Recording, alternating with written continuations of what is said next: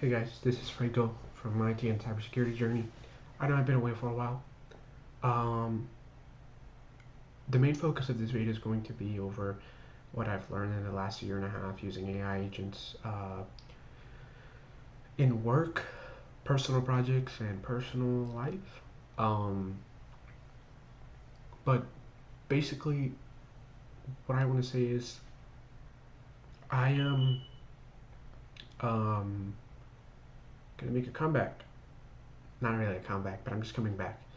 Uh, I plan on re-enrolling at WGU at some point. Uh, Basically, my plan going into this year is going to be, since my job pays for pretty much any cert I want, I am going to take advantage of that, and I'm going to upskill. I'm going to. I'm working on one certification right now. We'll see how it goes. Uh, with that certification, after that, what's going to end up happening is I'm going to focus on the certifications for the cybersecurity's bachelor at WGU, the cybersecurity information assurance bachelor's degree. And as you guys know, I already went for both the computer science and the bachelor's in cybersecurity. Um, I'm gonna go back into the bachelor's of cybersecurity because I think it might be really beneficial for me considering what I've been doing for the past 2 years at my current job. And uh, I'm gonna be making videos about that again. About, oh, hey, I watched this course and I took these notes and here's what I thought was most useful. Because you guys seem to love those videos, right? And I love helping you guys and teaching you guys stuff. And so the the the main focus of this video, though, right? And I just want to preface with something. The the the job market has changed a lot, and I I see a lot of people creating hysteria and fear that, oh man, AI is going to take everyone's jobs and this and that. While yes, things, some jobs are going to get automated, I think at this moment in time it's just going to be the very, very basic stuff. Uh, because although you can build an application with AI that just works, like I have done with Claude, it's not the same thing as hiring like a team, of professionals and having them scale it. Not yet, at least. And I think AI is like it's very powerful, but it's just another tool at the moment. Um, and if you use it properly, it can help you level up very quickly. Uh, like uh, I see people use AI the same way as everyone else, just to kind of offload like their work. But what I don't see people doing a lot of, which surprises me, is using AI to make their lives easier by taking a lot of the mental load that you need as an IT professional from your personal life for really mundane things and offloading it, right? And so, you know, don't like feel like crap if you haven't been able to find a job, because personally the market is like rough, and it's due to other reasons. I mean, you have Trump's tariffs, right? And the effect for that is going to be felt for a couple years. Uh, you had Trump fighting with the Federal Reserve in the last year, but you know, though it's we're kind of my take on this here is that we're going to kind of see like a a bit of a deflationary period where we kind of see some deflation this year, right? And we're already seeing that with the latest rate cuts. Excuse me.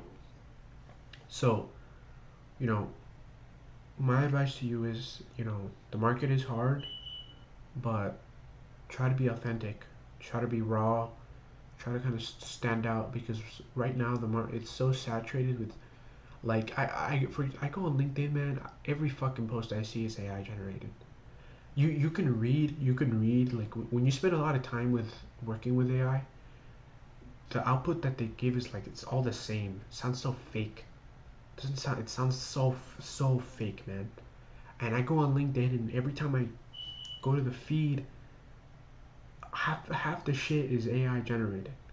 Like, most of those people don't know what they're talking about. I see people talking about Linux and this and that, and they have never held a Linux shop.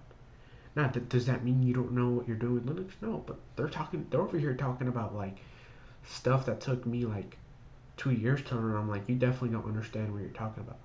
So, you know, you can use AI, man, and or like, but it's if you don't learn from it, it's really just going to be more of a crutch for most people than it is going to be a tool, because you're going to depend on it so much. When the fourth quarter comes in and you need to fix some shit, what are you going to do if you don't understand what to fix, right? So that would be my advice to those people. To those people that want to learn, this video is for you. This is how you learn. I'm going to show you guys a personal example, right? So I had a let's go here so you guys can read this. So I believe that there is only two tools you need to use with AI. The two models where I recommend mainly are Claude and Gemini. Claude because we all know Claude is amazing. Gemini because Gemini is at a close second. GPT is trash. You can't convince me otherwise. And Copilot's garbage. Like the Microsoft one, like I don't know, that's just there. That's just literally there. And there's a bunch of other shit, but really it's all based on these four models. Cursor, like I hear people talking about Cursor, but Cursor is just Claude. People use it's still Claude. You can use Claude anywhere. So, um, and so when you use Claude, the top two tools I recommend are going to be uh, number one, the Playwright MCP. Number two, the Obsidian MCP. So here's the difference between Claude's, you know, built-in web search and Playwright's MCP for Claude. So just read through that, pause the video so you can kind of understand the difference when I go into talking about this next topic. So about probably in November, I had finished working on a project with Claude. And I'm not gonna get into too much detail, but I basically I built my own I built basically kind of like my own trading algorithm with Claude, and it is profitable. Uh, but I'm not gonna get into depth with that, too much detail with that. But here are some things you can do with AI that can make your day-to-day life easier. So if you know me, which many of you probably don't, I love to cook. I think it's very fun. I think the idea of just like throwing a bunch of crap together and making something that's delicious is absolutely amazing. And I mean, I can't believe it's just like, I think it's such a beautiful. I think it's an art. I think it's an experience, right? Because you're just throwing a bunch of stuff together and it makes all these smells and tastes, and it's just amazing, right? And the more you do something, the better you get at it, right? So I consider myself to be a pretty good cook. So one problem I find myself having is that I was kind of stuck in the same rotation of meals. And I was like, I kind of want to switch it up. I kind of want to try to integrate more culture into my meals, but I kind of want to keep my budget the same, right? So originally I had made a very simple prompt for Claude to create like a meal plan for a month. And I was going to use that as a template and You know, it looked kind of similar to this prompt I have here, and this is what it looked like. It's using super cubes, which if you don't know what super cubes are, um, go ahead and do research on them. So when you start a session with Claude, right? Claude doesn't know what the fuck you're talking about. You need to give it context. So that's where the playwright MCP comes in. So I had told Claude to do a bunch of research on supercubes and meals, and I took ideas from this YouTube video and this and that, because you can take YouTube videos and turn them into transcripts, and then you can feed it to Claude. So you can use that for. I've done so much shit with Claude where I've taken like 100 YouTube videos. I've taken all the transcripts and fed it to Claude, so it just teaches me something really quickly. And I ask it to make notes for me. So that's an idea there. That's an idea that you can have it do to help teach you, right? So this was originally what it looked like. Um, and you can see here, this is like some of the dishes. So basically with super cubes you can freeze meals so that when I go to the office I don't have to spend money. I can just eat the meals I froze. And so this is like one of the very like original ones, right? This is like the first idea that I had. And it was all this crap. All this shit, man. And it tells you how to cook it step by step. And I love it because it works. I used it and I loved it. So then I was like, okay. And, you know, it has all this shit here because I told it where I live. And so I'll get into this right now.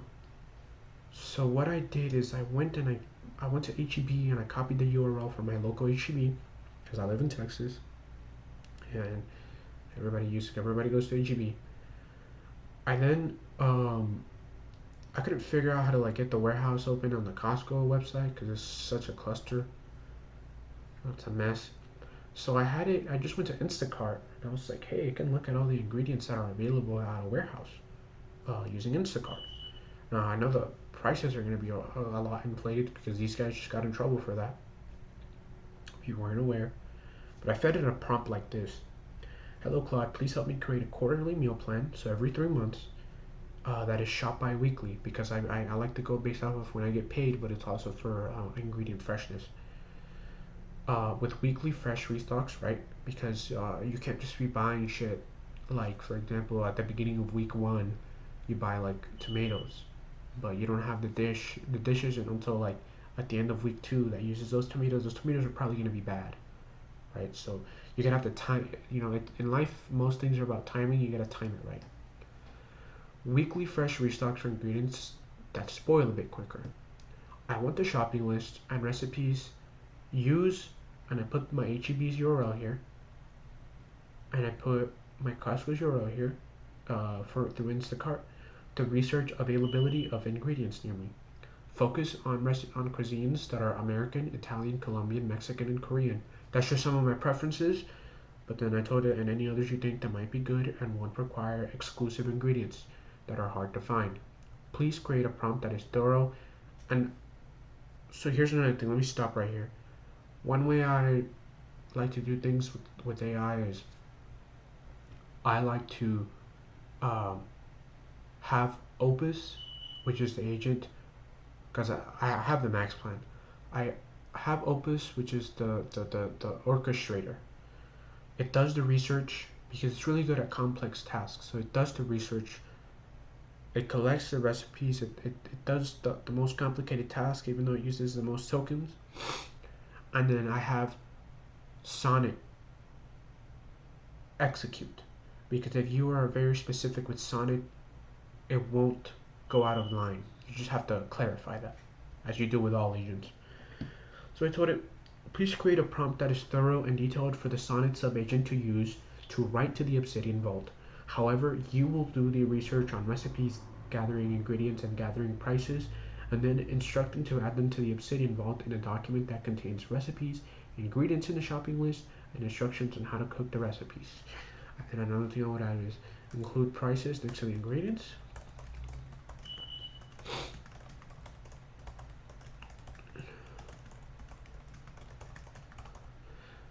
And this is because you always want to verify what the agent is doing is writing. You always want to verify with AI. It's not going to be 100%. It's not like magic. It is, but it's not perfect magic. So here's what it spit out. It always like puts like a weird date because this was actually a while back, but it puts like some random. I think I did update it recently though, but so you can see here. This is what it looks like, and this is just one example. I'm gonna go over another example in this video, but I just kind of want you guys to see the mindset I get into when I'm touching with these AI agents, because this saved me a lot of time. I mean, if you were to do this manually, can you guys imagine me doing all this research and organizing it like this? This took probably about like an hour, 2 hours in the background, and I was probably like doing work stuff. I just prompted it and boom. And then I probably spent like another hour just reviewing it. And I made one for every single quarter of the year. Q1, Q2, Q3, Q4. There's even other stuff I've done. There's a couple other things I've done here I'm not going to get into, but. So I went to those, using the Playwright MCP, I went to the HEB and the Costco website. And I went and I gathered ingredients. It's a bit iffy with the prices, but for the most part, it's pretty accurate. Sometimes I actually end up being under. Uh, Sometimes I'm a little bit over, right? So it just depends. But like here we can see, like this is so wrong. I don't know where it gets this from, because when you go buy chicken thighs at Costco, it's like fucking. I mean, when you go buy that big pack, which everybody knows what I'm talking about, it's actually like $20 for chicken thighs, which is cheaper than the breast because the breasts are like $30. So just a tip, you're better off buying chicken thighs. So so this is what it did, just to get down to it. The recipes for week 1, and then what I'm buying. So it organizes it by proteins, then and it just includes some other items here. Pantry setup and week 1 fresh ingredients. So this is like just to set up your pantry for all of quarter 1. So the first shopping trip tends to be a bit more expensive than the rest because you're kind of building your pantry, which is how it should be, right? You build your pantry and then you take stuff out of it so that you're using everything month by month. And so week 2 we do like a little fresh restock for $35. That ended up being pretty accurate. Week 3 we did a big shop. Haven't done this because I'm about to finish week 2, but week 1 and week 2 are pretty accurate. And so it shows like a budget of how much was spent. So cumulatively about $1,500, which is pretty good if you ask me. I think if I were doing this unorganized, which I was before, I was probably spending way more than that. And so I had had to do research on the stuff that goes bad quickly, and some of this stuff I noticed from my personal experience because I'm always trying to improve this.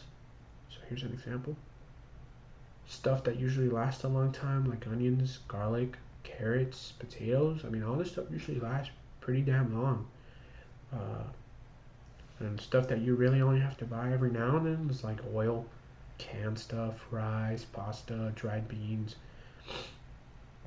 And so this is for, I still have it doing the frozen recipes for my super cubes, right?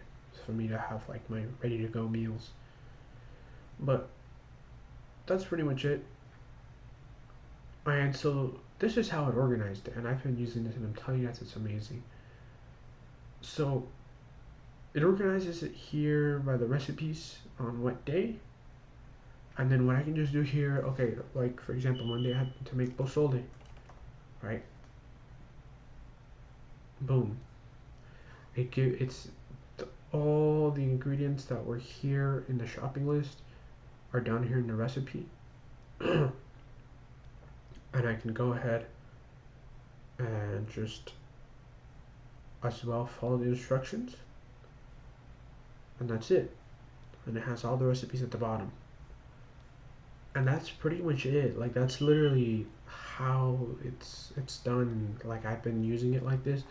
and it works pretty damn well. Like I feel like I'm saving a lot of money, uh, but I just love it because it, you know, it took a task that,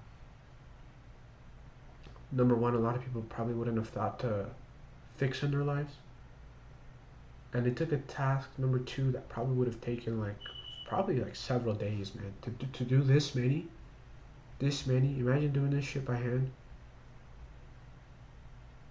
And I just had it taking screenshots of the page using Playwright. Imagine all this, dude. So it took a task that, one, is complex, would have taken a lot of brain power, and would have taken a lot of time, and it did it in probably about 2 hours. And like I said, I probably spent like another hour reviewing everything. So that's just one example.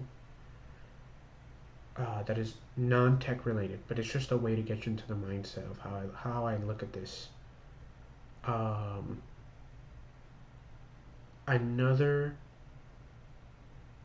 thing I had it do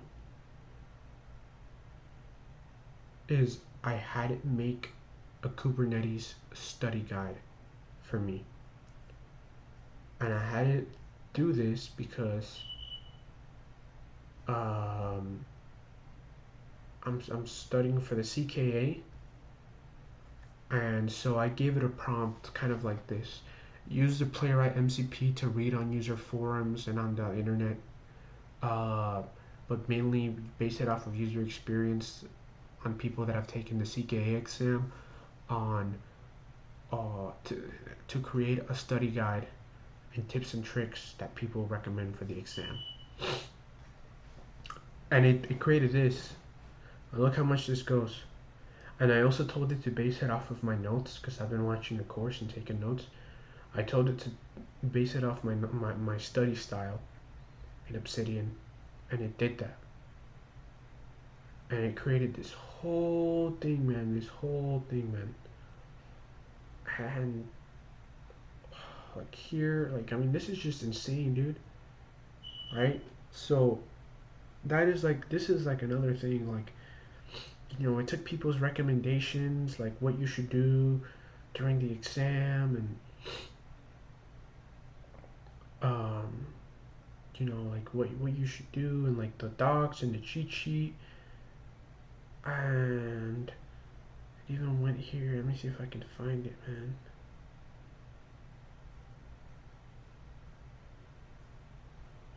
Like, there's just a lot. It's actually crazy. It's just the detail is insane. You almost want to double check it, but it's pretty damn crazy. I had something here. I don't know where it's at. I had something somewhere, and it had the exam tips on what you want, like during the exam, like tips people gave. Oh, right here. Final tips from recent passers. Killer diet. Like, this is just straight from the internet. And it used that to help create this guide. And so I had to do all that. I did all the research. That's what I always do, is I take Claude into a fresh conversation. I have it do the research, and then I have it go and take notes for me. And I do this for like several things, like because that's how I browse the web personally. It's more tailored to me, because I've always done things that way. It's like I always like to get a bunch of people's opinion and make a decision based on that. Because the number one way you can make a well-informed decision is by learning from the mistakes of others, or from the lessons others have learned, or the opinions of others, right? Because everyone is different. And so, like, this is something here, because I keep seeing it online, and I was like, well, I know you can use Costco's membership for this and that, but I wanted to know, like, why are people hyping it up so much? And so I told it, hey Claude, can you do research on the web on useful things I can take advantage on with my Costco executive membership? Please look at user forums. Just something simple. I just wanted it quickly. And when I gathered this, okay, I knew most of these, but I hadn't really looked into this right here, stacking rewards. And it even said it right here. We use our annual rewards check to help fund a vacation, then earn even more back in the process. It was like, I didn't know you could stack it like that with the credit card. Now I'm looking at the credit card.